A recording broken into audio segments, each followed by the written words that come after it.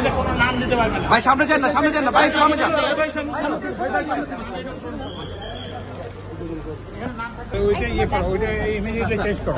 ওইটা আজকের মধ্যে কোথাও কোনো ইয়েতে না, কোথাও নাম না, কোনো কিছুই থাকবে না।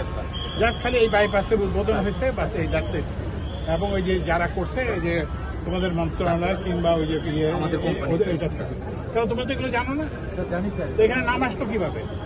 এটা কি আমার বাপের টাকায় করছে? তাহলে তাহলে কেন আমার নাম থাকবে এখানে? এটা ইমিডিয়েটলি চেঞ্জ করতে হবে। না, কিসের ফিতা কাটবো? ওখানে নাম লিখছে আমার নাম কেন?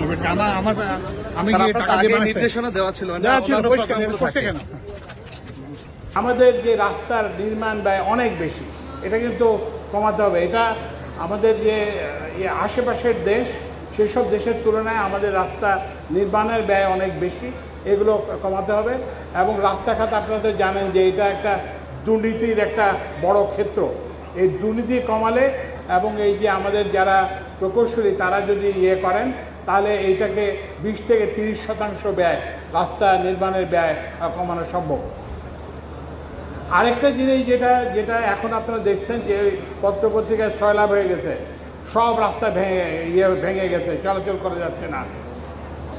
সিলেট থেকে আমি প্রত্যেক দিন কল পাই, আমার উপদেষ্টারাও কল করেন যে ওখান থেকে ওই যাতায়াতের পথে ভয়াবহ সমস্যা। তো ওই জন্য আপনাকে রাস্তার শুধু যে ব্যয় কমালে হবে না, রাস্তার যে টেকনোলজি সেটাকেও চিন্তা করতে হবে।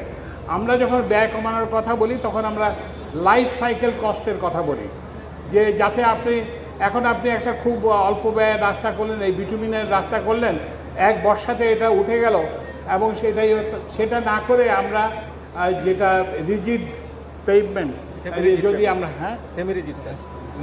রিজিড পেভমেন্ট সেগুলোতে আমরা যেতে হবে। তো ওই জন্য এই যে সড়ক খাতে যে বর্তমানে যে অব্যবস্থা চলতেছে, এই অব্যবস্থা থেকে আমাদেরকে পরিত্রাণ পেতে হবে। এক হচ্ছে সড়কের উপর আমাদের নির্ভরতা কমাতে হবে। অন্যান্য যেসব যাতায়াতের মাধ্যম আছে, রেলপথ, নদীপথ এবং বিমান, এইসবগুলোর ব্যবহার বাড়াতে হবে। এবং ওই যে ঢাকা শহরকে এই ধরনের বাইপাস আমাদেরকে করতে হবে, যাতে আমরা বড় শহরগুলোকে যানজট থেকে মুক্ত করতে পারি। এবং ওই যেটা বললাম যে এখানে সড়ক নির্মাণে ব্যয় কমাতে হবে, এবং সড়ক নির্মাণের যে টেকনোলজি সেটা কমাতে হবে, পরিবর্তন করতে হবে, যাতে বছর বছর যাতে রাস্তা খারাপ না হয়ে যায়। আর সবচেয়ে যেটা দুঃখের বিষয়, আমি এটা সব জায়গায় বলি, শুধু যে সড়কের ক্ষেত্রে তা না, যে এখানে একটা চীনা ঠিকাদার কাজ করতেছে। তা আমি ওই বিদ্যুতের ওদেরকেও বলি, কিংবা জ্বালানির যারা তাদেরকেও বলি, এবং অন্য সব রেলেরও তাদেরকে বলি, যে আর কতকাল বাইরে থেকে লোক এসে আমাদের সড়ক বানিয়ে দিয়ে যাবে? আর কতকাল আমাদের বাইরে থেকে লোক এসে আমাদের সেতু বানিয়ে দিয়ে যাবে? আর কতকাল আমাদের বাইরে থেকে লোক এসে আমাদের রেলপথ বানিয়ে যাবে? ইভেন একটা ফিজিবিলিটি স্টাডি, যেটা রেলের জন্য একটা ফিজিবিলিটি করবে, কোথায় যেন ওই যে টঙ্গী জয়দেবপুর ওই রাস্তাতে। তো আমি বললাম যে এটার প্রয়োজন নেই, কারণ ওখানে একটা অলরেডি রেলের রাস্তা আছে। তারপরে সেখানে তো এত হাজার হাজার মাইল কিলোমিটার রেলপথ হলো, এখন তোমরা এটার ফিজিবিলিটি স্টাডি করতে পারবে না, মহাভারত অশুদ্ধ হয়ে যাবে। তাহলে আমাদের এত ইঞ্জিনিয়ার থেকে লাভ কী? আমাদের এত প্রকৌশলী থেকে লাভ কী? তো ওই জন্য যে প্রকৌশলীদেরকে কিন্তু দায়িত্ব পালন করতে হবে। এবং আমাদের প্রকৌশলীদের এই কারণে বেকার। এই যে বুয়েট থেকে পাশ করে একটা ছেলে যখন, একটা মেধাবী ছাত্র যখন হয়, সেটা আমাদের জাতির জন্য লজ্জার। তো ওই জন্য আমাদেরকে ইঞ্জিনিয়ারদেরকে যারা করবেন, তারা ভবিষ্যতের কথা করবেন, এবং নিজেরা যাতে একটা রাস্তা করে দেখান, নিজেরা একটা নিজেরা একটা পাওয়ার প্ল্যান্ট করে দেখান, নিজেরা একটা ট্রান্সমিশন লাইন করে দেখান। এটাই কিন্তু আমাদের পথ। আমাদেরকে এই যে বিদেশ নির্ভরশীলতা থেকে ক্রমে মুক্ত হয়ে আসতে হবে। আপনারা জানেন যে সড়কের জন্য বাংলাদেশে একটা বুভুক্ষা আছে, সবাই সড়ক চায়। আমার যে হোয়াটসঅ্যাপ মেসেজে সবাই এখানে নতুন সড়ক চায়, ওখানে 2 লেনের সড়ককে 4 লেনের সড়ক চায়। তারপরে এইখানে আর আপনার পত্রপত্রিকাতে এখন দেখবেন যে সয়লাভ হয়ে গেছে, যে রাস্তার বেহাল অবস্থা।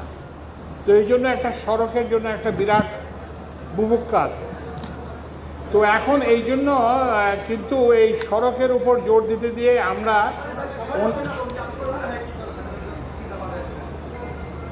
আমরা অন্যান্য যে যাতায়াতের যে মাধ্যম আছে, যেমন হচ্ছে এই যে নদীপথে যাতায়াত করা, রেলে যাতায়াত করা, বিমানে যাতায়াত করা, এইগুলোকে আমরা অবহেলা করেছি।